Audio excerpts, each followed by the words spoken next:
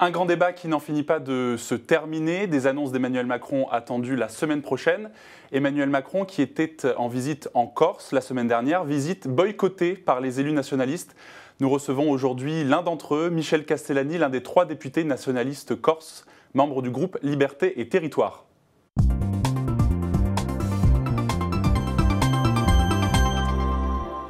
Bonjour Michel Castellani. Bonjour. En attendant les conclusions d'Emmanuel Macron, le Premier ministre Édouard Philippe a présenté lundi les enseignements qu'il tire de ce grand débat. Il parle d'une exaspération fiscale. Il dit qu'il faut baisser à la fois les impôts et la dépense publique. Est-ce que vous êtes d'accord ? Oui, absolument. Il suffit de savoir que l'an dernier, France Trésor, qui gère la trésorerie de l'État, a dû souscrire pour 550 millions par jour d'obligations d'État pour assurer le train de vie de l'État. C'est une trajectoire qui n'est pas tenable à terme, on le comprend parfaitement. Là, c'est l'économiste que vous êtes qui parle. Bah oui, entre autres, oui. Mais c'est aussi l'élu. Parce qu'il faut savoir que les choses sont compliquées. On est dans une quadrature de cercle, finalement. Il y a des taux de prélèvement obligatoires qui sont très élevés. Il y a un niveau d'endettement global qui l'est également. En même temps, il y a des besoins sociaux considérables. En même temps, on sait très bien que les taux d'intérêt vont augmenter. On sait très bien qu'il y a le problème du vieillissement de la population, de l'environnement.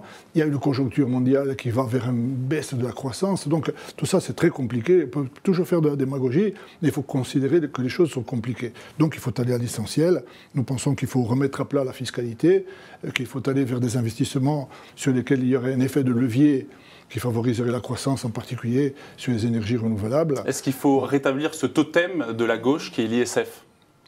Alors là, qui a été partiellement supprimé. Écoutez, ça c'est un grand débat, nous le savons. Ça a été peut-être une erreur de la supprimer au moment où il y avait tellement de besoins sociaux en France. Nous pensons qu'il faut remettre entièrement à plat la fiscalité, qu'il faut réfléchir sur l'ensemble des niches, qu'il faut réfléchir beaucoup sur la présence quand même de l'évitement fiscal et des paradis fiscaux. Vous voyez, il faut supprimer des niches fiscales aussi. Les niches fiscales doivent être à tout prix au moins repensées. Lesquelles faut-il supprimer ? Écoutez, c'est une réflexion globale qu'il faut avoir. Nous l'avons proposé plusieurs reprises en commission des finances et dans l'hémicycle, parce qu'il y a là un vaste problème. Et de même, il y a un problème quand même de convergence de la fiscalité dans l'Union européenne. L'Union européenne ne peut pas fonctionner à l'heure actuelle correctement avec des véritables paradis fiscaux. On va évoquer les européennes. On l'a vu très bien là, juste après. Avec le débat sur les GAFA tout à fait dernièrement dans l'Assemblée. Donc il y a un vaste débat dans l'Assemblée nationale, il y a un vaste débat dans l'Union européenne, il y a un vaste débat dans le CDE, vous le savez. Mais il y a un grand débat qui vient de se terminer et dont Édouard Philippe a tiré une deuxième conclusion qui est celle d'une nécessité de renforcer la proximité des Français avec leur administration et renforcer également la meilleure proximité entre les territoires d'une part et les métropoles d'autre part. Est-ce que ça parle aux défenseurs des territoires que vous êtes ? Écoutez, d'une façon générale, il faut favoriser la démocratie. On l'a vu, il y a une soif énorme en France de démocratie directe. Les gens veulent participer davantage et ne se reconnaissent pas toujours dans les élus d'ailleurs. Et ça est allé même assez loin puisqu'on voit même un anti-parlementarisme qui est au moins regrettable. Donc nous sommes partisans qu'il y ait des formules de référendum participatif dans lesquelles un nombre de citoyens puissent s'exprimer. Vous êtes pour le référendum d'initiative citoyenne ? Non. Soumettre un référendum à partir d'un certain nombre de signatures des citoyens ? Non, écoutez, il faut bien considérer une chose, c'est que la France actuelle, c'est pas Athènes il y a 2500 ans, vous voyez. Bon, il faut quand même qu'il y ait un contrôle, il y a des élus qui sont faits pour ça. Mais on peut estimer qu'il faut une coproposition entre un certain nombre de députés, c'est ce que nous avons proposé à l'Assemblée, un certain nombre de députés et effectivement un certain nombre de citoyens. C'est ce qui existe déjà aujourd'hui avec le référendum d'initiative partagée. Oui, c'est ça, mais il faut le rendre plus efficace parce que 4,5 millions de signatures, c'est peut-être trop. Donc il va falloir aller dans ce sens-là. Baisser les seuils. Mais c'est vrai qu'il faut tenir compte de cette vaste aspiration des gens, mais sans verser dans l'antiparlementarisme, parce que la présence d'un Parlement, de députés, de sénateurs, c'est la base de la démocratie. Je le disais, Emmanuel Macron a terminé son tour de France du grand débat Chez vous, en Corse du Sud précisément, les nationalistes corses, les élus, étaient invités au débat qui a eu lieu dans une petite commune à Cozzano, en Corse du Sud. Ils ne sont pas venus, ils ont boycotté cette visite. Vous-même, vous n'étiez pas présent. Et M. Simeoni et M. Talamoni, qui dirigent l'île, ne l'étaient pas. Pourquoi ce boycott ? Nous sommes rendus à toutes les réunions jusqu'à présent. Nous sommes allés à Matignon. Je vous fais remarquer, nous sommes allés à La Seine, nous sommes allés à Place Beauvau, nous avons accueilli Mme Gros en Corse, nous avons accueilli M. le maire. Et pourquoi là ne pas aller jusqu'au bout? Parce que je vais vous expliquer. Rencontrer le président de la République. Parce que chaque fois, nous nous sommes heurtés à vraiment à une fin de non-recevoir. Bon, pour ce qui est de Cozzano, bon, c'était un peu particulier. Pour les députés, on nous a dit, on fait comme ailleurs, vous vous asseyez au fond de la salle et vous écoutez. Bon, moi, j'ai préféré être dans l'hémicycle où je suis intervenu ce jour-là à 5 reprises, dont 2 fois à la tribune. Vous voyez. Bon, mais la question sur le fond, elle n'est pas là. C'est que nous, on ne boycotte rien du tout. Nous sommes partisans, au contraire, d'un dialogue. Nous ne cessons de le dire à tous les ministres, par tous les canaux que nous contrôlons. Il faut que nous nous asseyions autour d'une table et voir comment on peut dénouer la crise en Corse, qui est une crise profonde. Tous les territoires en France ont des problèmes économiques, sociaux, culturels. Mais nous, on a nos propres problèmes et nous sommes là pour essayer de les dénouer. Nous sommes sur une plateforme, nous, qui est celle de la demande d'autonomie pour la Corse. Pas du tout là pour défendre l'indépendance. Vous n'êtes pas indépendantiste, vous êtes autonomiste. On n'est pas là pour défendre ni l'indépendance, ni une quelconque escalade administrative ou institutionnelle. Votre modèle, c'est quoi? C'est la Nouvelle-Calédonie, la Polynésie française, qui sont des territoires dans la République, mais qui ont une certaine autonomie et marge de manœuvre? Écoutez, on va prendre les choses de plus haut. La Corse est en train de tout perdre. Elle perd sa cohésion, son sentiment d'appartenance qui fait sa richesse. La Corse a toujours accueilli des gens depuis l'Antiquité. Toujours. La population de la Corse a doublé depuis 1960 uniquement par excédent migratoire. Vous imaginez? Bon. Et moi, je suis là élu avec mes collègues. Ça veut dire qu'il y a une intégration qui fonctionne. Encore, il faut à tout prix préserver ça. On a des problèmes sociaux considérables, on a des problèmes culturels. On est en train de perdre toute notre terre. Il y a une spéculation effrénée. On ne peut pas gérer cette situation avec des lois moyennes, je dirais. Donc, face à ça, donc, vos revendications, c'est une plus grande autonomie, oui. Le statut de résident pour lutter contre la spéculation immobilière, donc permettre l'achat de logements seulement par des personnes qui sont là sur l'île depuis un certain nombre d'années, la co-officialité de la langue corse avec le français, mais est-ce que pour arriver à ces revendications, pour voir ces revendications triompher, la meilleure stratégie, c'est celle du boycott et du bras de fer, de cette tension-là avec l'exécutif? Il n'y a ni boycott ni bras de fer. Moi, il n'y a pas une semaine où je ne discute pas en tête-à-tête avec 1, 2, 3 ou 4 ministres. D'accord? C'est clair. Bon. Donc, et mes collègues font pareil. Et du côté de l'exécutif, on est parfaitement ouvert à la discussion. Parce qu'on sait très bien qu'il va falloir discuter. Moi, quand je vois Mme Gros, je lui dis, Madame, écoutez, voyons-nous de façon informelle, essayons de mettre les choses à plat, de voir ce que nous pouvons proposer. Il est impossible sur le fond, inenvisageable, que le mandat actuel du président Macron s'achève sans aucune proposition pour la Corse. Il est inenvisageable que nous soyons ici sur une plateforme élue, réélue, représentant le principal courant politique en Corse, sans avoir d'avancée. Maintenant, avancer, ça ne veut pas dire faire n'importe quoi. Et je voudrais vous dire aussi une chose, c'est qu'il ne s'agit pas d'un problème corse-corse, il s'agit d'un problème français. Parce que le problème des territoires, des relations entre l'État central et le territoire, se pose dans toutes les régions françaises. La France, c'est un pays qui a une diversité régionale extraordinaire, avec des problèmes économiques spécifiques, un cadre géographique spécifique dans chaque région. Et de ce point de vue-là, l'inscription de la Corse dans la Constitution, comme l'envisage l'exécutif, avec la réforme constitutionnelle qui va revenir normalement après le grand débat devant le Parlement, ce n'est pas une façon justement de reconnaître les spécificités de l'île? Ah ben bien sûr, mais justement, ce que je veux vous dire, c'est que c'est un cadre général. On est dans le cadre d'un État-nation. Cette nation a ses qualités. C'est le fait que chaque citoyen est reconnu à égalité avec les autres. C'est formidable dans une démocratie. Sauf que l'État-nation est tout à fait incapable de prendre en compte la diversité des territoires, la diversité des réalités concrètes. Donc nous proposons que les choses évoluent dans ce sens-là. Non pas pour défaire la France, mais au contraire pour l'enrichir de sa propre richesse, de sa propre diversité. C'est quand même pas extraordinaire. C'est ce qui se fait dans plusieurs pays européens. L'une des différences qu'on a pu remarquer justement ces derniers mois entre la Corse et ce qui se passait sur le continent, c'est la crise des gilets jaunes qui n'a pas fait florès en Corse. Il y avait beaucoup moins de gilets jaunes en Corse par rapport au nombre d'habitants que sur le continent. Comment vous expliquez que cette crise, ce mouvement, n'ait pas traversé la Méditerranée alors que la Corse est la région la plus pauvre de France métropolitaine ? Parce que nous étions en amont de cette revendication des Gilets jaunes. Nous, il y a longtemps que nous portons sur nos épaules toutes des revendications sociales de la Corse. Le fait que la Corse doit avoir impérativement amélioré ses conditions économiques et sociales, qu'elle ne doit plus être un marché final, un marché captif. Et la majorité de la collectivité de Corse a encore pris de grosses initiatives. Et au moment où toute la France est peuplée dans les rues de manifestants, ce n'est pas le cas en Corse. Comment vous l'expliquez? Parce que nous sommes, nous, aux affaires depuis plusieurs années maintenant et que nous sommes emparés du problème social, du problème du prix des carburants, du problème de... Regardez, il y a une conférence sociale qui a eu lieu l'autre jour en Corse entre la majorité territoriale et le groupe, d'abord des Gilets jaunes, de toutes les personnes, et des grandes distributions, des grands centres de distribution en Corse. Ils ont signé sur la baisse des prix de 240 produits de base. Donc, il y a aussi une activité sur le terrain. Ça fait que les Gilets jaunes se reconnaissent aussi chez nous. Et le problème est moins prégnant, si vous voulez, politiquement, qu'il peut l'être dans d'autres régions où les problèmes spécifiques sont moins pris en compte. Les problèmes spécifiques de la Corse seront-ils au menu des Européennes? Est-ce que vous allez vous engager dans cette campagne dans un mois et demi, dont l'élection a lieu dans un mois et demi?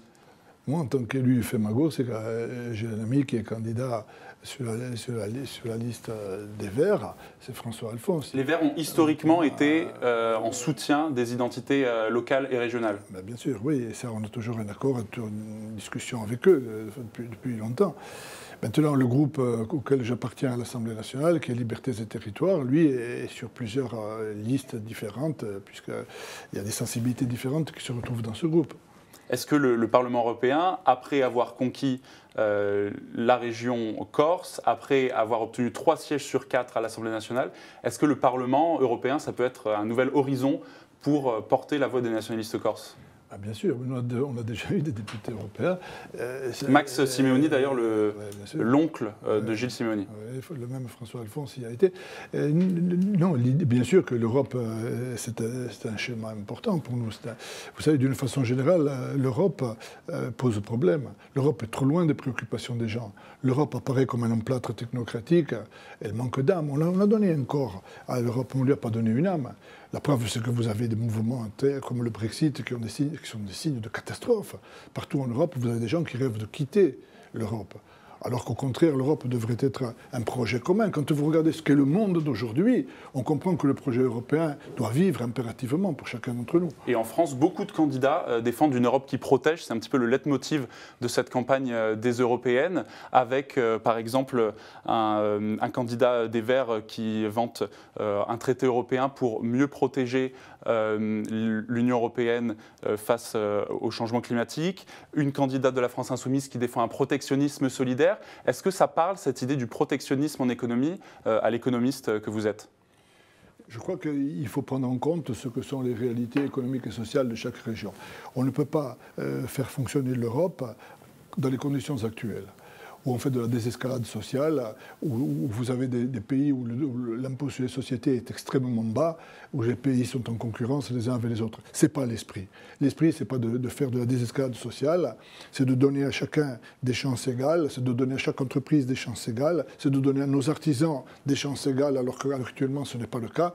Bon, l'Europe doit se pencher impérativement sur cette affaire. Est-ce qu'elle doit aussi se pencher sur une plus grande protection des frontières? C'est ce que réclame par exemple un candidat comme François-Xavier Bellamy face à l'immigration. En tant que nationaliste corse, l'exécutif avait proposé d'accueillir l'Aquarius, par exemple, il y a quelques mois. Est-ce que c'est une démarche que vous soutenez, cet accueil facilité des migrants et de l'immigration? Nous nous sommes exprimés très clairement dans l'enceinte de l'Assemblée nationale.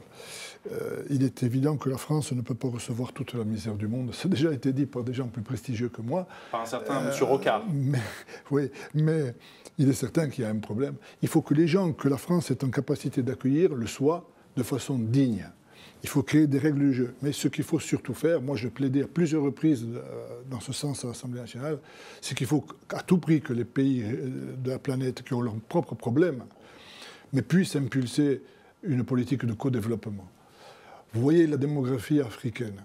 L'an dernier, l'Afrique, quand il y a eu 1000 habitants le 1er janvier, ils étaient 1026 le 31 décembre. D'accord ? C'est-à-dire que les poches de misère s'amplifient. Il faut à tout prix agir là-dessus. Il faut à tout prix agir sur les poches de misère, sur la démographie africaine, et ça, on ne peut le faire que par une politique de co-développement. Je ne dis pas que c'est simple, c'est même très compliqué à faire. Mais si on ne le fait pas, ce sera encore pire. Et on n'aurait pas encore fini d'avoir des boat people en Méditerranée et ailleurs. Michel Castellani place aux questions des internautes. C'est Julie Coulon-Profisi qui va poser vos questions.